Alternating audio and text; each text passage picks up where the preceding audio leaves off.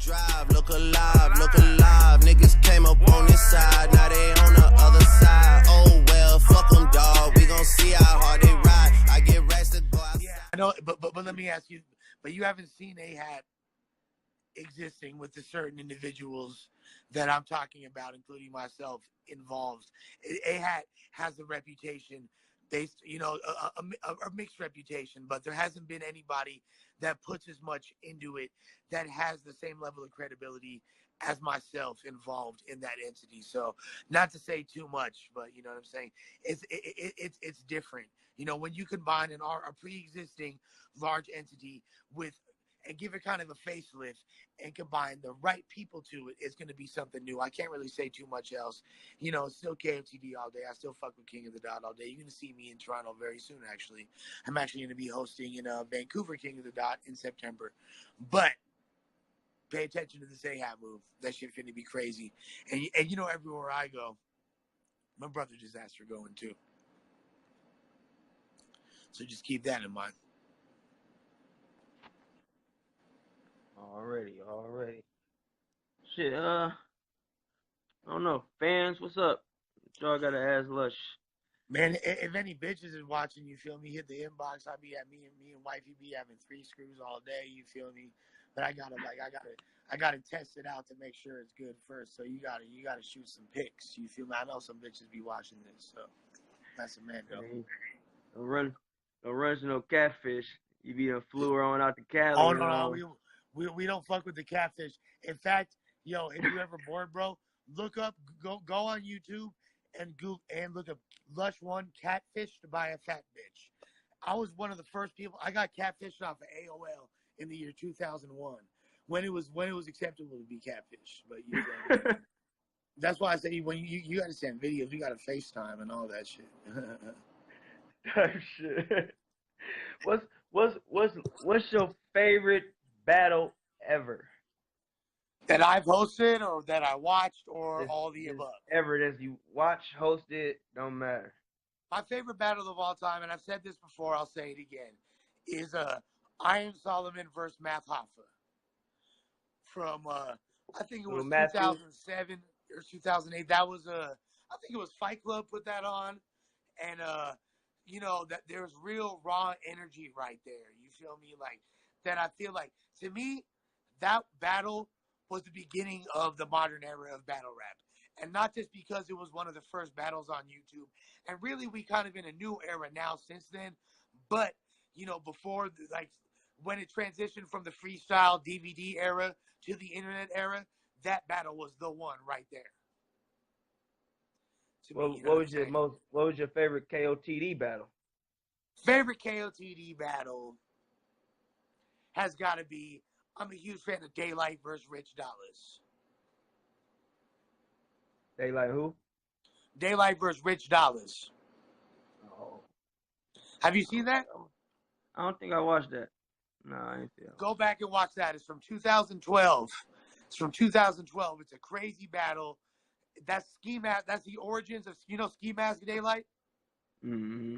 That is the origins of Ski Mask Daylight. So, you know what I'm saying? Like, no antics. This is when we weren't sure if Daylight was going to fucking have an event clap the fuck up. You feel me? Like, and Rich Dollars, that was Rich Dollars' first trip to the West Coast. You know what I'm saying? So, it's important. My man 100K said, who is your favorite battler?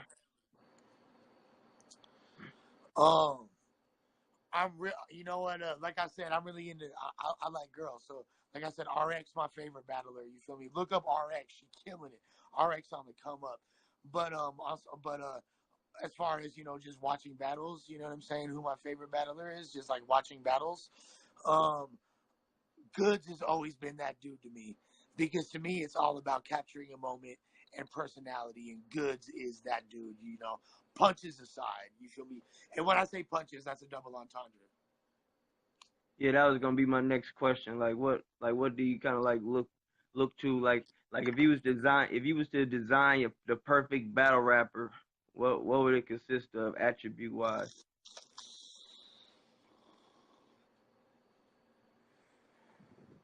Number one is originality.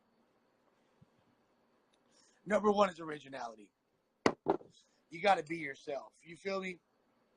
Like, literally, so many people are copying a mold stylistically, how they dress, how they break down syllables. They just want to fit into the style of the moment because they want that PG so bad, and they're chasing that moment. But instead of chasing that moment, they're not chasing longevity. So number one is originality, personality. Number two, you really just something that distinguishes, something that sticks out about you. That's why I said goods, and really, obviously, bars is a prerequisite. If you don't have bars, why the fuck you even trying to battle rap? You feel me? That's like why that's like a bitch trying to do porn, but she don't know how to eat pussy. You feel me? Like, you know what I'm saying? Like how are you gonna battle rap but you don't have bars? So bars is a prerequisite, but I think that the way people define bars is very different. And hip hop nowadays is so subjective. And that's one of the pluses and negatives about the internet era and the YouTube era of not just battle rap but hip hop in general. Like, a 6ix9ine song could come on and somebody could be like this fire and someone else could be like this trash. And that's pretty much, you could say the same thing about every artist across the board. Like the new Jay is so polarizing. All the new Kanye and Pusha music, so polarizing. People either love it or they hate it. You know what I mean? And people with battle rap, it's the same thing. Bars are so subjective. People are like, they're not finna be like, oh, you can't say this is fire or this is trash, but so in the end, what you have to have is personality. What you have to do is just be yourself and distinguish yourself from everybody else, Already. My man Sean said, where you like to eat at after battles on the West Coast, late night. Well, obviously, people say Roscoe's is for tourists. You know what I'm saying? Like, I fuck with Roscoe's though. You know what I'm saying? But really, this is the LA lifestyle. Late night, what you do is you hit the taco trucks. It's not even a question. Everybody hit the taco trucks. Most of the clubs, you walk outside. We got this thing. We got the paisas. You feel me? The old Mexican ladies, old Mexicans selling bacon wrap hot dogs. You feel me? I know that might sound gross. It sounds very hedonistic. You feel me? Like, but it's delicious, and nothing else soaks up the Patron and makes it easier for you to donkey dick these hoes. You feel me? So taco trucks, you feel me? Like late night hype shit. Who you got, man? I already know you from the West and all that shit. Biggie or Pac, man? I mean, like you said, I'm from the West. It's like I love Biggie. I love Biggie, and I feel like in a lot of ways, I could actually relate a lot more to Biggie because Biggie was a ladies' man. Biggie was smooth. Biggie made it cool for ugly motherfuckers to get pussy. You know what I'm saying? Like, and just the way he said shit was so cold. You feel me? Like, Pink Gators, my Detroit players, Tim's from my hooligans in Brooklyn. You feel me? Like, Type man, shit. Biggie really, really, you know what I'm saying? Like, Big's first album, I think it's difficult to compare because although they both careers were short-lived, Pac was way more prolific. He released way more music. Big only really had 2.5 albums that he put out. So, you know what I mean? No one made such a big impact based on such a short time as Big. And both of them, you can still hear Pac joints, still hear Big joints. They still resonate. They're still hot. My favorite Big joint ever is The World Is Filled. And shouts to Too Short for being the only artist to ever have songs with both Biggie and Tupac. That's still alive. You feel me? That's fire. Too Short is my Bone guy. Thugs as well. Yeah, Bone. My man DeMonte said, what do you hate? What's one thing you hate about newer upcoming talent? I hate that they be dick riding. Definitely do that. And like, I mean that in so many different ways. Like, not only do they bite bars, which is like, I know it's 2018 and so much different shit is acceptable that wasn't before, but biting bars is like normal nowadays and people excuse it, but they bite bars, they bite styles, they literally, like, battle rappers coming up are willing to do anything for the clout. They will literally like sell out their partners. They will turf hop. They will, you feel me, like, you know, reveal secret info on their partners, whoopie, whoopie, whoop. Do all this extra shit just to get, like, not even really be on like that, just to get a chance to maybe get a few thousand views. Like, I know it's hard out here in the hood. You feel me? Like, but you better off working you better off working construction under the table and collecting government assistance than you are doing that. They definitely Because do that all shit's that corny as shit. fuck. That shit is corny as fuck. That shit is counterproductive as fuck. That ain't helping you. That ain't helping nobody. Like, you're really willing to compromise your morals as a man, as a human being, for this battle rap shit. So beyond all the dick, so when I say dick riding, I don't just mean, like, you feel me, biting styles, willing to fucking kiss ass whoever is the local promoter that you ain't even cool with, that you really want to diss in rhymes if you finna ride their dick, and then they don't put you on, and then you diss them, and then all of a sudden you in the ops inbox, and like people think that because people think I'm not cool with certain other promoters. So when them other promoters don't book them, I'm not even actively booking battles, but all of a sudden they fans of mine and buying my album. Cool. Kudos, love. Buy my shit, sweetheart. You feel me? But that ain't finna get you booked. You know what I mean? Like, I appreciate the support. I'm not saying don't support me. What I'm saying is, because you're not getting booked by him, don't mean that it's all sweet over here. And that just shows that you would do the same thing to me, and that you wasn't cool with anybody to begin with, and you a dick rider. That's what I don't fuck with this newer class of battle rap, which didn't really exist before because there wasn't as many options, and it was just you nice who got on. And really, even before then, you rap, you get on. Because you feel me, like, we gave everybody a chance. Type That shit. was always the difference between Grind Time, predating King of the Dot, Grind Time, and URL was URL, which is not a diss of them, because it's a strong thing about their brand.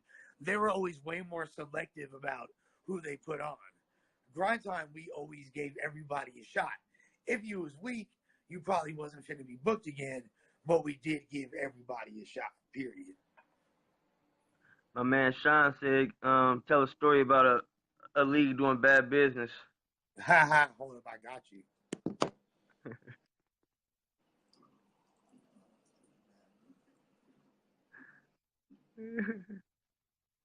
Well, at the end of the day, I got to take responsibility for my own actions, right? Because me airing out leagues that did bad business is bad business in and of itself. You feel me? Publicity 101. As much as I would love to just hoorah to everybody else and talk about all the stupid shit they did, we can talk about the stupid shit I did. So to not answer your question, but to add an extra layer to it, to confound it, you feel me? What do y'all want to know that I've done stupid? You included, my guy, by the way. You feel me? This is not mutually exclusive. Oh, I'll tell you one. I got one for you. I'll tell you one. So y'all remember the Battle of the Bay 7 event? When? Battle of the Bay 7. Yeah. Which was the beginning of 2015. That's when Mr. Fab battled Arsenal. Did you see that? Mm-hmm. I just watched that the other day. Okay. Were you, like, heavily following battle rap at that time? Mm-hmm. What do you remember about that event? About that event, it was basically a few different like celebrity type artists on the card, wasn't it? Besides Fab. Yeah, well, yeah. But here's the thing. Okay, it was right after Ether. You remember Ether, right? Mm-hmm. That's Cassidy versus Disaster. Mm-hmm. That's, there was a lot of controversy surrounding all that. Some outside investor named Teddy Grizzle put up the money for the Mr. Fab versus Arsenal battle. Pass vs. B Magic was on the card. KG was on the card. A bunch of fools was on the card. And Teddy Grizzle, he wanted not having any money for the card. So one of my dudes that I had working for me for years, you feel me, one of my little homies, he had always worked for free, and I felt bad. And the event was already fucked. Fab had already finessed Teddy Grizzle out of 80 racks. All the battlers had finessed Teddy Grizzle, you feel me? Like, Teddy Grizzle was broke as fuck. There was no money left.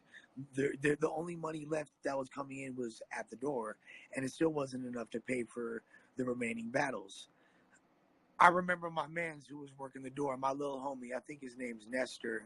He's a dude. He just recently went through a reconstructive surgery. You know what I'm saying? Where he got his he's got his penis and vagina removed. He got his penis removed. He got a pussy now. You feel me?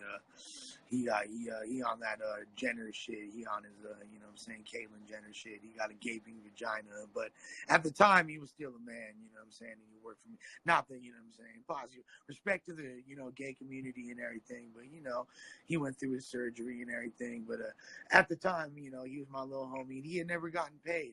And I remember asking him. I said, "Sweetheart, when's the last time you got paid?" And he said, "I never got paid." I said, "Stay in the drawer." And he took 5 racks out the drawer. And if you watch the next day, Thesaurus versus Bender, and we did the remaining battles because, we got someone else to put up the money for it. They were at the Golden Gate Bridge, and he was wearing a brand new Gucci belt. And courtesy of me and my bad business. That's a good story about a league doing bad business. So what basically was the downfall of grind time, or was it a downfall?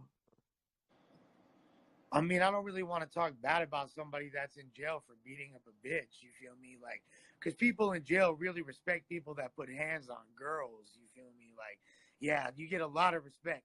Like, they respect child molesters and rapists and people that put hands on girls. Not. So, Matt Hills, he beats up bitches. He in jail for beating up bitches. You feel me? Like, he can't really respect it. If he finna put hands on girls, he finna fuck up an empire. So what do you think ruined grind time? Matt Hills' bitch ass ruined it. It's like he left. I mean, he stayed and everybody else left. You feel me? It's mathematics. That was the downfall. Matt Hill's bitch ass. Really, we was a bunch of kids. We didn't even know what we was doing here, bruh. We wasn't expecting that shit to blow up. You know what I'm saying? Like, we was all in our, late teens to mid-20s when that shit started. We literally did it due to lack of boredom. This is like, 2008. There was no pre-existing battle rap outlet. There was this thing called Jump Off World Rap Championships. That Source and Ilmac won twice, and Hollow the Don came from there.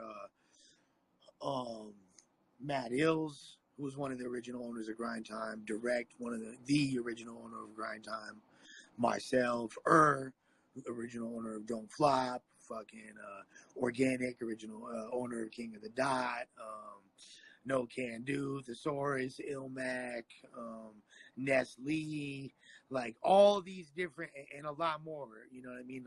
Like all these different individuals were in this thing, you feel me? 2006, 2007. And after that, there was no real outlet. Fight Club had been bought by MTV, and they actually had been put on the shelf, so there was no more Fight Club. Smack was on hiatus. There literally was no outlet in battle rap. So some motherfuckers got a camera and started filming battles and had no idea that it was going to get views, much less become an empire, much less become a business, you know what I'm saying, much less become something that we really knew how would have multiple chapters in different countries and have to have business know how to properly operate and et cetera and all that. You know what I'm saying? Like, it was way beyond our comprehension at the time. And by the time we realized that, it was kind of too late and other people were doing it better. It's like, the analogy I always use is we were kind of like, we was on the playground. We was the little kids on the playground, on the swing set, the monkey bars, playing with all the balls, paws. And URL were like the motherfuckers that got out of prison, you feel me? and got out of detention. You feel me? They got out of detention, and then they hopped on and they just bullied the little kids and kicked us off the yard. And that's pretty much what it was, essentially. But we really did have our run, and there really wouldn't be URL in its current context that you see today if it wasn't for what we did with Grind Time. Beyond what I've done, beyond being the person that's brought the most mainstream artists to battle rap, beyond the person that's had the most success as an artist outside of battle rap, you know what I'm saying? Beyond all that shit. Because there's no other battle rap related motherfuckers that got platinum plaques. You can correct me if I'm wrong, you know what I mean? I got a platinum plaque, you know what I'm saying? You know, I've been, you know what I'm saying? I've brokered 6-figure deals for platinum artists, you know what I'm saying, as well. Myself, though, I have a platinum plaque, so I'm not even trying to, you feel me, neck myself off. I'm just saying, like, aside from my accomplishments outside of battle rap, what we did with Grind Time, you know what I'm saying, battle rap wouldn't be what it is without that, you know what I'm saying? Like, Smack wouldn't be on the amazing level they are. We know Smack run battle rap, that's not a question, but, you know, if I want to hop back in this bitch and do my thing, I can any given moment, and I will. You know, I finessed a billionaire. I lose a hoe, gain a hoe. That's my new record. Look it up on SoundCloud. LAHGAH. LUSHONE, 2 words. LUSH space ONE space LAHGAH. Lose a hoe, gain a hoe. That's my new record, and that's what I feel about bitches, and that's how I feel about billionaires. So bags are on the way, you know what I'm saying? And if I feel like it, and if the game needs me, I'm back at it. And I do have some things popping in the world of battle rap, but they're on a much smaller scale at the moment. Like shit. So it's like KOTD These are kind of fun. like a okay. We know our mistakes that was made with the last joint. Now we gonna do it bigger with KOTD. Was that like a Yeah. comeback? Well, yes. That's part of it, yes. But what it really was, you talking about when we originally merged with King of the Dot, right? What'd you say? I was reading this shit. You talking about when we originally came together with King of the Dot, right? Yeah. That was because Organic and I had a pre-existing, you know, we was already partners for years prior to that, and they had their shit already organized, and we could have started our own thing, but it would have been more beneficial to all the artists and everybody that was already with us to connect with them who was already organized properly. So we combine forces like Voltron. You know, I'm a team player. I don't think about myself first. Type My shit. aura is so powerful that I am always going to do things that are powerful on my own. So I got my, you know, I always think about others, and I like collaborating with others and combining our energies for something greater. And that's what the King of the Dot collab was, and it was very successful. Type We shit. made it cool to be Canadian in the U.S. before Drake, which is very difficult. And Sean asks, what happened to Flex Rock? Flex Rock's still my brother. He's still doing his thing. He's still one of the most talented, waviest, iciest, jiggiest individuals in the planet. He's raising a beautiful family up there in the Bay Area, Oakland, California. That's it. He chose to focus on his family. I chose to continue to be a rock star. Type shit. I just asked him. It came in late. Alright. That's literally what it is. Like, he'll always be a rock star at heart. But, like, you see me right now, like, I'm a rock star, like, constantly. Like, this is the way I live 24/7. You feel me? Margello's on my toes, like, just laid up. You feel me? Regular. Like, this is, like, you know what I'm saying? Like, like, this how I live. You know, I sacrifice my family. I sacrifice being lonely. To transmit happiness and emotions to y'all. You feel me? And you know, he has a beautiful family, and congrats to him.